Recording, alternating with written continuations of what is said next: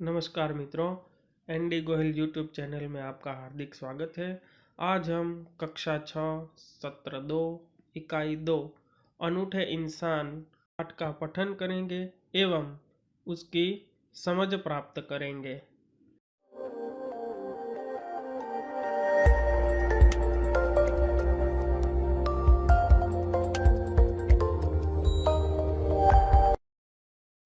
इकाई का नाम है अनूठे इंसान।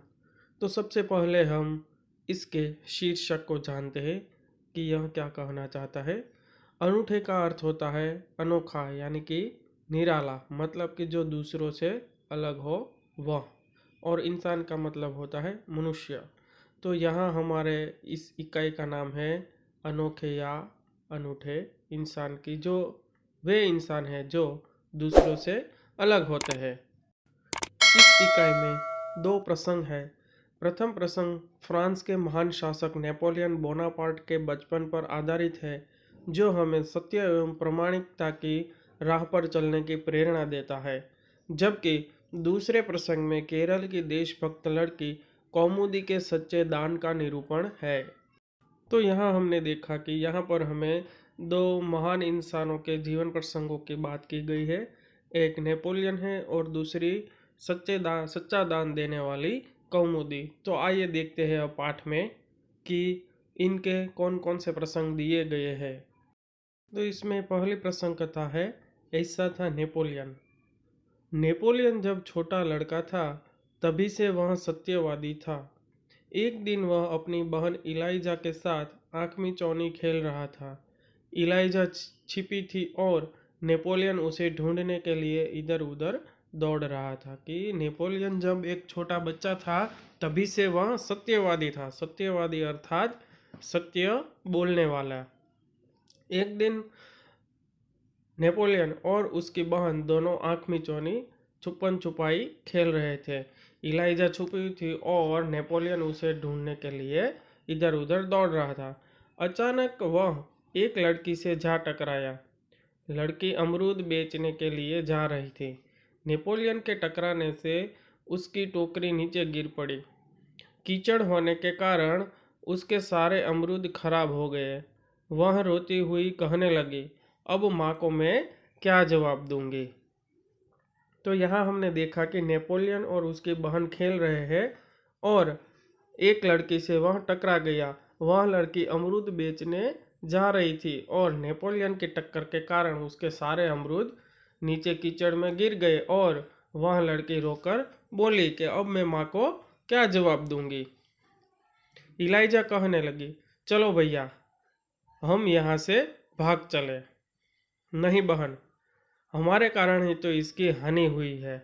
यह कहकर नेपोलियन ने जेब में रखे 3 छोटे सिक्के उस लड़की को देकर कहा, बहन, मेरे पास ये 3 ही सिक्के हैं, तुम इन्हें ले लो। जब वह लड़की रोने लगी तो नेपोलियन की बहन इलाइजा ने कहा कि हम यहाँ से भाग चले, उस लड़की का जो हो, लेकिन हम यहाँ से भाग चले। लेकिन नेपोलियन ने कहा, नहीं, हमारे कारण इसकी हानि मतलब नुकसान हुआ है, तो हमें उसकी भरपाई करनी चाहिए। इसलिए उसने अपने पास रखे हुए 3 सिक्के निकाल कर उसे दे दिए। तो उस पर उस लड़की ने कहा, इन 3 सिक्कों से क्या होगा? मेरी माँ मुझे बहुत मारेगी। लड़की ने कहा, अच्छा, तो तुम हमारे साथ घर चलो, हम तुम्हें अपनी माँ से और पैसे दिलवा देंगे। तो यहाँ हमने देखा कि उस लड़की ने कहा कि इतने पैसों से मेरे नुकसान की भरपाई नहीं होगी।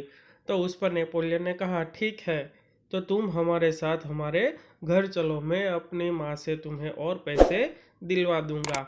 तो हम देख सकते हैं कि नेपोलियन बचपन से ही किसी भी प्रकार से किसी और मनुष्य या किसी और की हानि पहुंचाना नहीं चाहता था। वह बचपन से ही सत्यवादी था और दूसरों के लिए सोचने वाला लड़का था।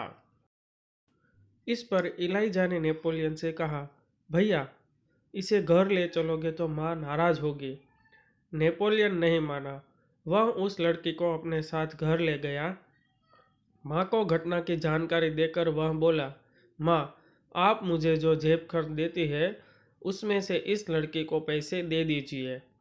ठीक है, मैं तुम्हारी सच्चाई से खुश हूँ, मगर याद रखना, अब तुम्हें 1 महीने तक जेब खर्च के लिए कुछ भी नहीं मिलेगा, माँ ने कहा। ठीक है माँ, नेपोलियन ने हंसते हुए कहा। माँ ने उस लड़की को 2 बड़े सिक्के दिए।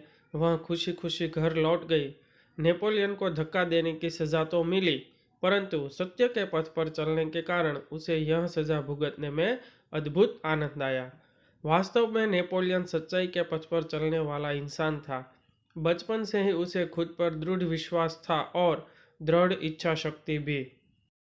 तो यहाँ पर हम देख सकते हैं कि नेपोलियन उस लड़की को अपने घर ले जाता है।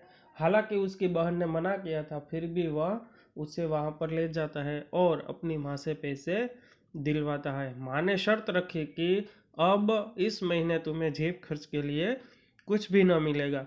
फिर भी वह तैयार हुआ और उसे अपनी सज़ा पाने की या सज़ा भुगतने में आनंद आया, क्योंकि उसने वह सच बोलकर अपनी सज़ा भुगतने का आनंद पाया था। इसलिए हम कह सकते हैं कि नेपोलियन बचपन से ही एक सच्चाई पर चलने वाला इंसान था।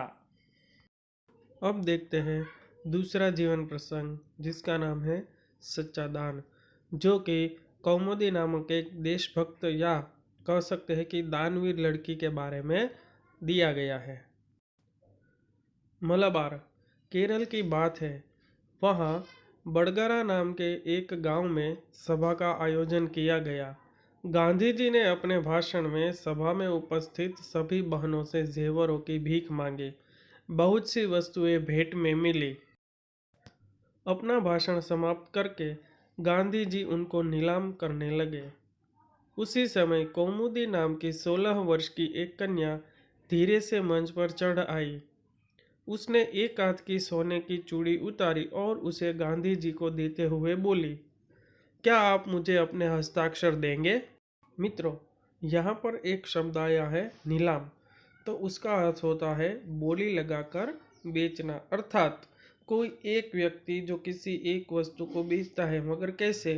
जैसे कई सारे लोग उसे खरीदने के लिए इकट्ठा हुए हो और उसमें बारी बारी से सब उस वस्तु के लिए दाम बोलते हैं। उसमें से जो सबसे ज़्यादा दाम बोलता है उसे वह वस्तु दी जाती है। उसे कहते हैं नीलामी, जिसके आधार पर यह शब्द उपयोग किया गया है नीलाम।